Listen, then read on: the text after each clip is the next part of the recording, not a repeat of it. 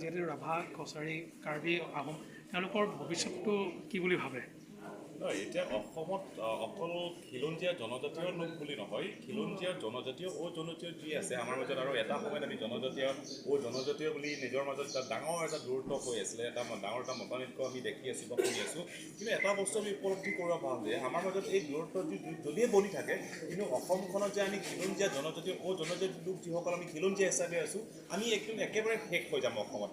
এই আমাৰ মাজত এই দূৰত্ব থকাৰ কাৰণে আজি বহিৰাগত লোকসকলে আমাৰ গোটেইখিনি মাটি, ভূমি, ভেটি, গোটেইখিনি আমাৰ অধিকাৰ, ৰাজনৈতিক অধিকাৰ গোটেইখিনি তেওঁলোকে লৈ ল'লে, গোটেইখিনি তেওঁলোকে কাঢ়ি ল'লে। সেইকাৰণে এটা বস্তু আমি এটা উপলব্ধি কৰিছোঁ, অকল আমি জনজাতীয় বা কাৰ্বি, ডিমাচা, বড়ো বা তিৱা বুলি নহয়, খিলঞ্জীয়া অসমীয়া ভাষীসকলে বা খিলঞ্জীয়া জনজাতীয় যিসকল লোক আছে, মৰাণ, মটক, আহোমৰ পৰা আৰম্ভ কৰি কোচ, কলিতা যিমানখিনি আছে, সকলো খিলঞ্জীয়া আমি এটা বস্তু আমি উপলব্ধি কৰিছোঁ যে আমি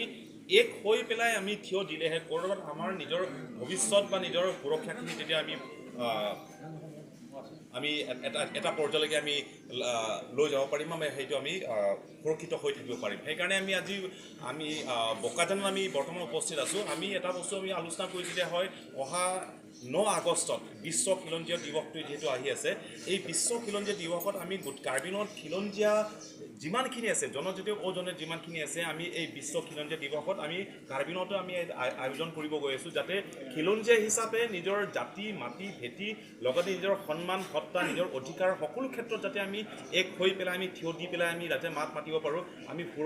সুৰক্ষা দিব পাৰোঁ, আৰু তেনেকৈ এই সমন্বয়খিনি যাতে আমি বজাই ৰাখিব পাৰোঁ। যোৱা 30-40 বছৰত আমি নিজৰ মাজত এই দূৰত্ব বনি থকাৰ কাৰণে নিজৰ মাজত তুমি কাৰ্বি, তুমি মৰাণ, তুমি অসমীয়া, তুমি বড়ো, তুমি তিৱা, তুমি গাৰো, তুমি ডিমাচা বুলি কোৱাৰ কাৰণে যে বহিৰাগত লোকসকলে গোটেইখিনি আমাৰ পৰা কাঢ়ি লৈ গৈছে, যাতে নহয়। আৰু যি হৈছে আমি নতুন এটা চিন্তাধাৰাৰে ক'ৰবাত যদি শুধৰাবলগীয়া আছে, আমি শুধৰাই মেলি পেলাই নতুন এটা চিন্তাধাৰাৰে আমি আগুৱাই যাব লাগিব। এই কথাৰে আমি আলোচনা কৰিছোঁ, আৰু তেনেতে আমি অহা 9 আগষ্টত আমি বিশ্ব খিলঞ্জীয়া দিৱস আমি বোকাজানত আমি আয়োজন কৰিব গৈ আছোঁ।